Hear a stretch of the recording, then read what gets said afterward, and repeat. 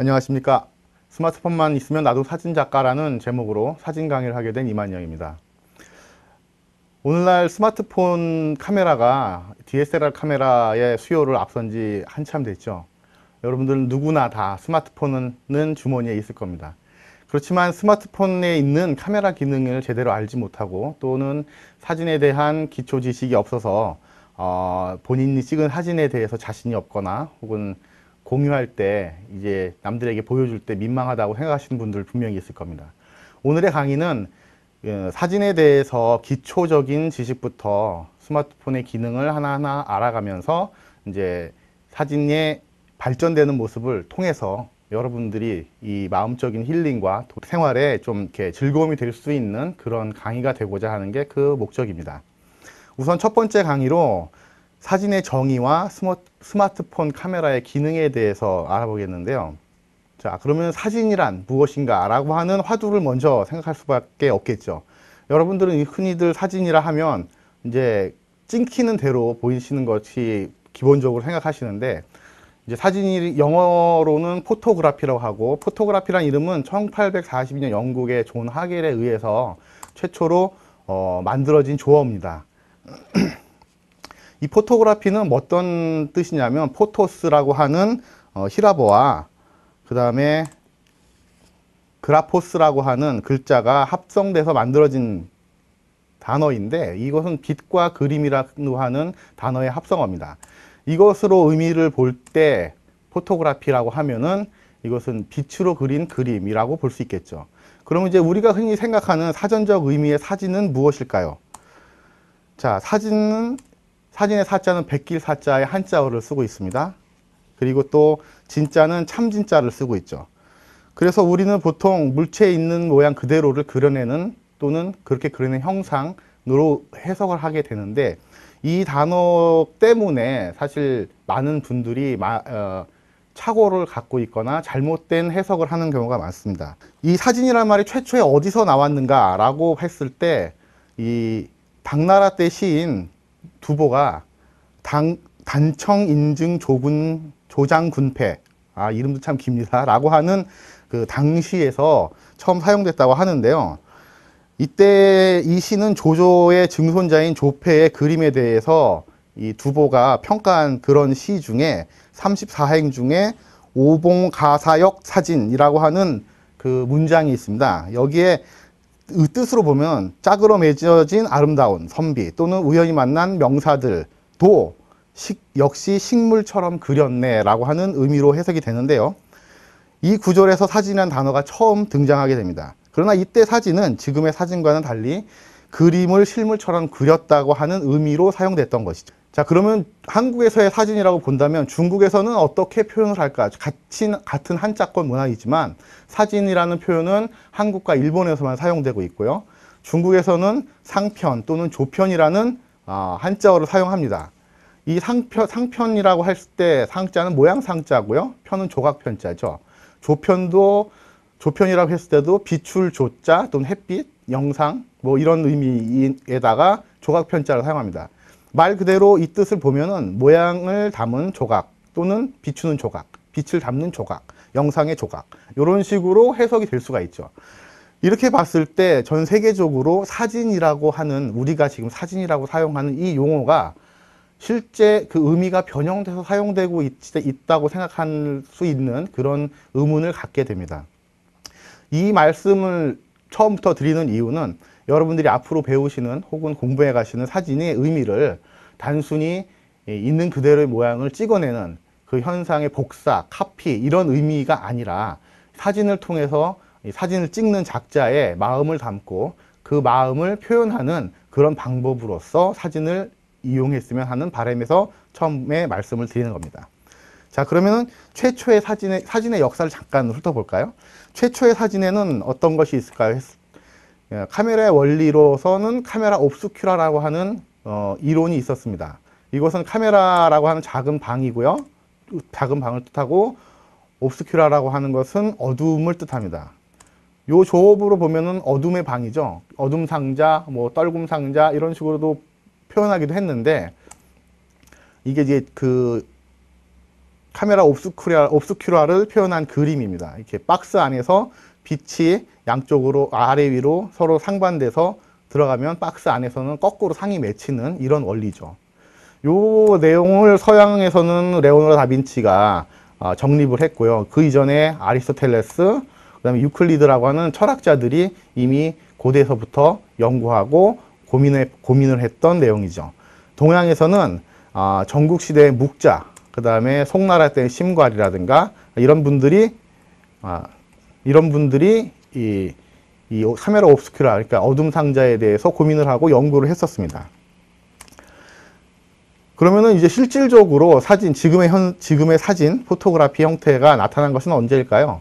이게 다게레오 타입이라고 해서 1839년도에 루이 자크망 다게르라고 하는 사람이 이 다게로의 타입을 처음 만들었는데, 이 사람은 어떤 사람이냐면 카메라 옵스큐라를 이용해서 그림을 그리던 화가였습니다. 그때 처음 그렸던 그림, 다게르 타입으로 찍어진 사진의 모습인데, 음판 사진이라고 하죠. 사진을 촬영하는데 최소한 수시간의 시간이 필요했던 사진입니다.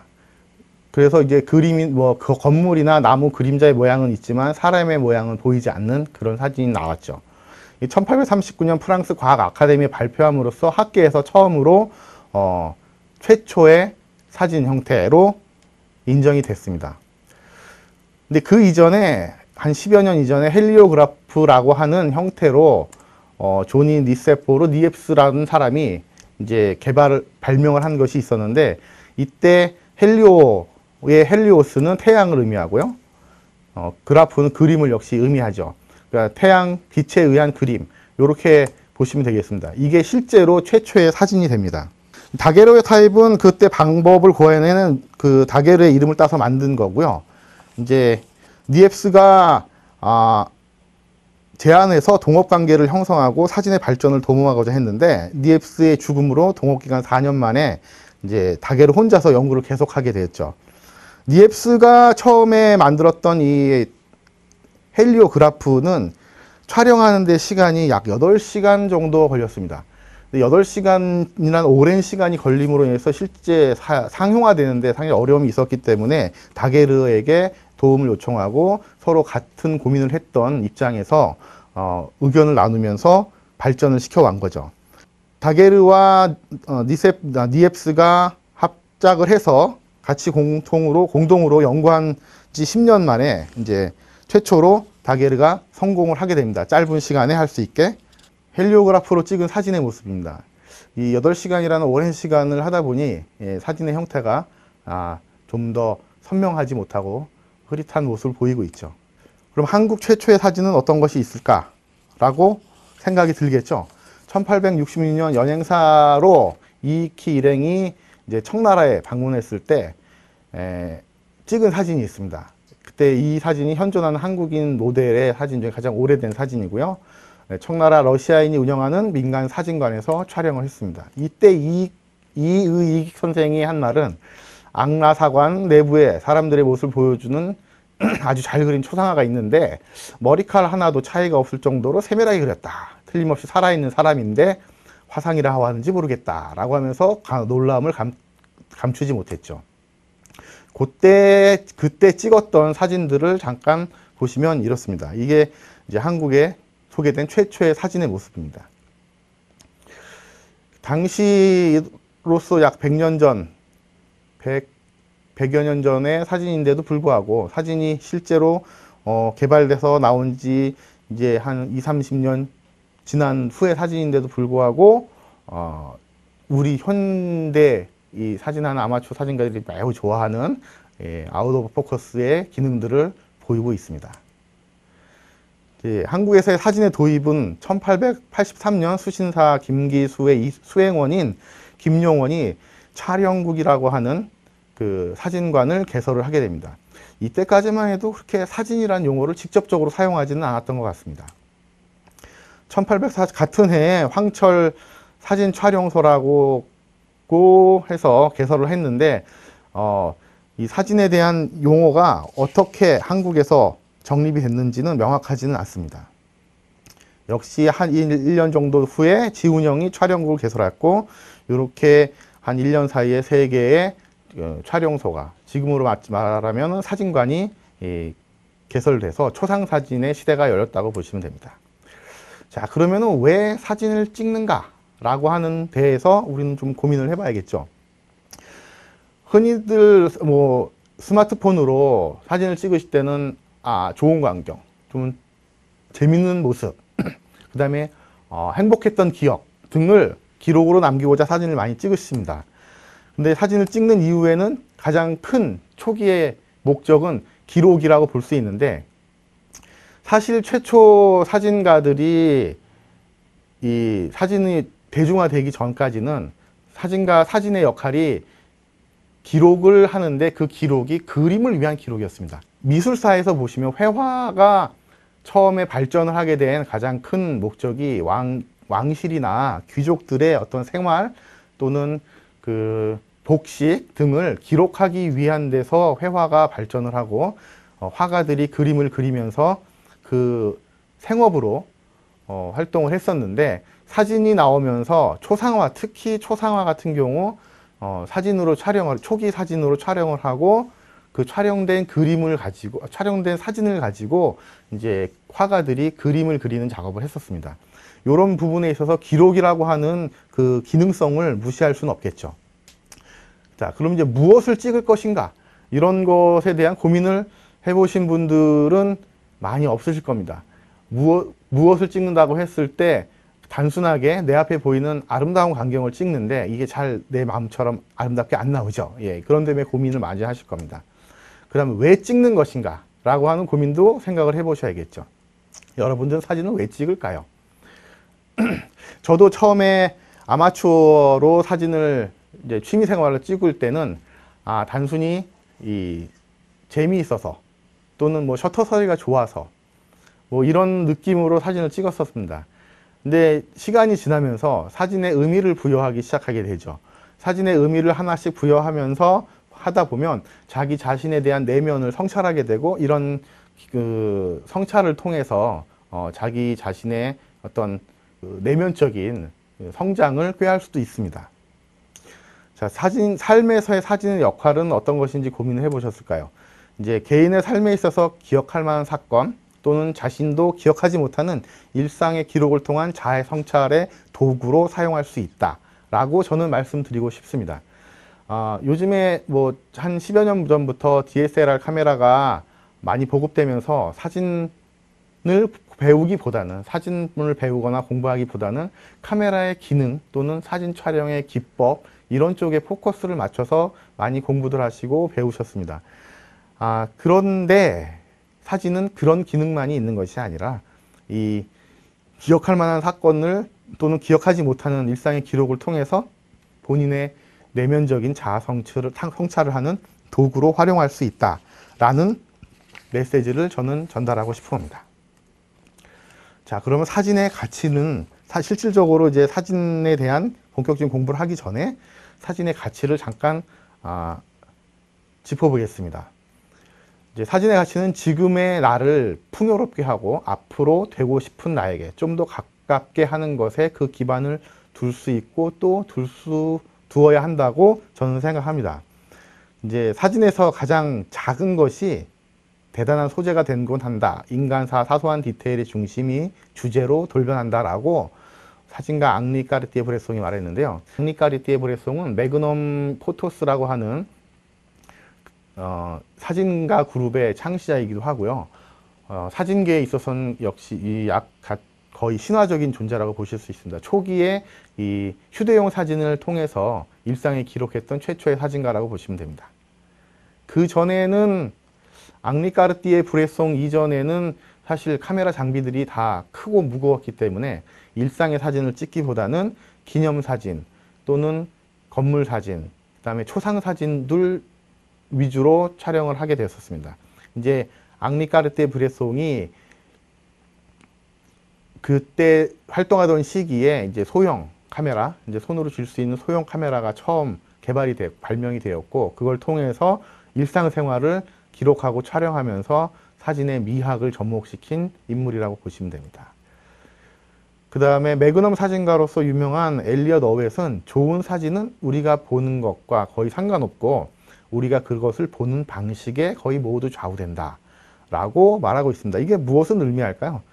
그냥 단순히 보는 것이 중요한 것이 아니라 사진을 통해서 그 사진을 볼 때 건드려지는 추억 또는 과거, 회상 이런 것을 통해서 사진의 가치가 결정된다라는 말을 하는 것이죠. 자, 그럼 이제 본격적으로 스마트폰 카메라의 활용에 대해서 시작을 해보도록 하겠습니다. 자, 스마트폰 카메라의 활용, 그 장점부터 볼까요? 장점은 간편한 휴대성이 있습니다. 여러분들 아시겠지만 그 카메라를 취미로 하시는, 카메라를 메고 다니시는 분 보시면 카메라 일단 무게가 렌즈까지 해서 상당히 나갑니다. 이걸 매일매일 가지고 다니기에는 상당히 어려움이 있죠. 그런 점에서 보면 과거에 사진을 하셨던 분들 참 대단하다고 생각이 듭니다. 자, 두 번째, 손쉬운 작동법입니다. DSLR 카메라는 구입하신 분들도 있겠지만 매뉴얼이라고 하는 책 그 자체가 책처럼 거의 두껍습니다. 네. 그 내용들을 물론 자주 사용하는 기능들 위주로 익혀서 사용하긴 하지만 기본적으로 알고 있어야 카메라를 원활하게 작동할 수 있기 때문에 상당히 어려움이 있죠. 그런 반면에 스마트폰 카메라는 상당히 작동법이 쉽고 조작법이 쉽다는 점입니다. 그 다음에 세 번째로 촬영 대상으로부터 거부감 해소라고 하는 장점이 있습니다. 여러분들 길 가다가 예를 들면 관광객이나 또는 어떤 카메라를 든, 거기다가 특히 커다란 렌즈를 장착한 카메라를 든 어떤 사람이, 사진가가 여러분 앞에 카메라를 들이밀면 여러분 어떻게 하십니까? 우선 손사래를 치면서 거부를 하시고 고개를 돌리시게 되죠. 일단 카메라 크기에 대해서 부담감이 있으실 겁니다. 특히 한국 분들이 이런 카메라 앞에서 사진에 대한 부담감을 많이 가지시는데요. 이제 그런 점에서 스마트폰 카메라는 소규모고 상당히 작고 그래서 그런 부담이 적다는 거죠. 그 다음에 다양한 앵글의 활용성이 있습니다. 이제 한 손에 잡히기 때문에 뭐 땅바닥에 엎드리지 않아도 아래에서부터 위로 촬영하는 게 가능하고, 그 다음에 사다리 타고 올라가지 않아도 손만 높이 뻗치 올려서 위에서 아래로 촬영하는 것이 가능하죠. 근데 장점이 있으면 더 단점이 있겠죠.